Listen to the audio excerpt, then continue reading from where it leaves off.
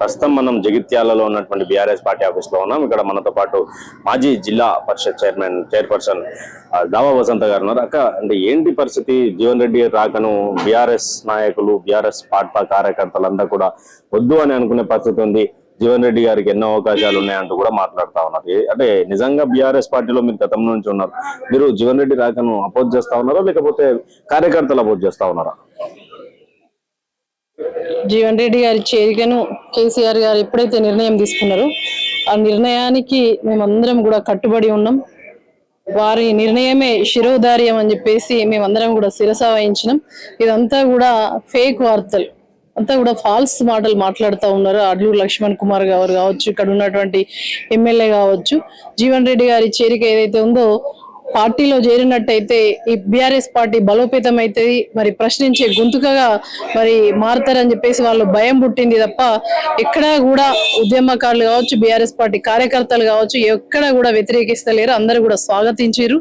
అందరం కూడా కలిసికట్టుగా కుటుంబం లాగా రేపటి నుంచి ఉద్యమ స్ఫూర్తితోటి ప్రజల పక్షాన కొట్లాడతాం.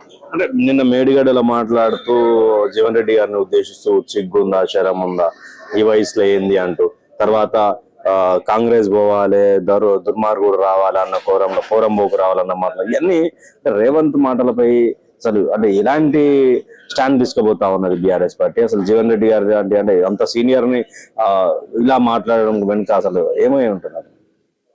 రేవంత్ రెడ్డి గారికి కూడా ఒక వణుకు పుట్టుకుంది. ఎందుకనంటే జీవన్ రెడ్డి గారి అపారమైన అనుభవం ఉన్నటువంటి నాయకుడు, ప్రతి దానిపైన సబ్జెక్ట్ కలిగినటువంటి నాయకుడు.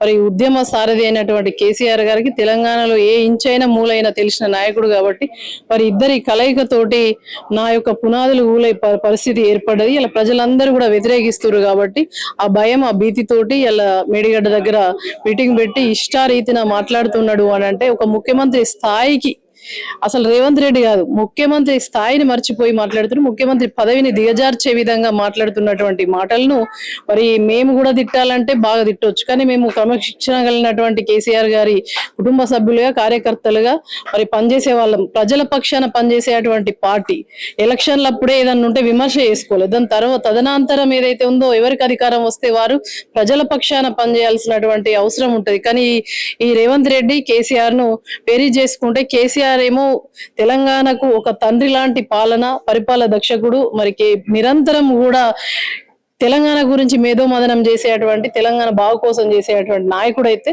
ఈ రేవంత్ రెడ్డి కేవలం తన స్వార్థ ప్రయోజనాలు, తన సొంత ప్రయోజనాలు, తన కుటుంబం బాగుండాలి, తన ఆర్థిక వనరులు సమకూర్చుకోవాలనేటువంటి ధోరణి కాంగ్రెస్ పార్టీ రేవంత్ రెడ్డి దగ్గర నుంచి వదులుకొని ఇక్కడ ఉన్నటువంటి ఫిరాయింపు ఎమ్మెల్యే వరకు కూడా అదే జరుగుతాయి.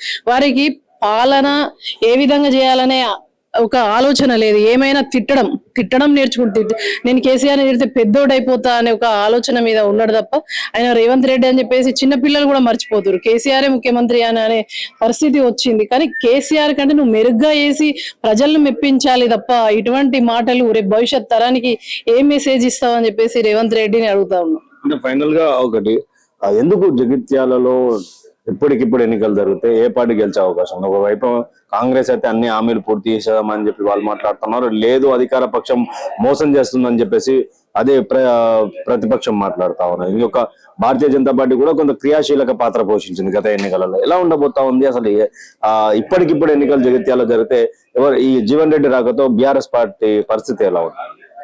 100% బీఆర్ఎస్ పార్టీ అధికారంలోకి రావడం పక్కా.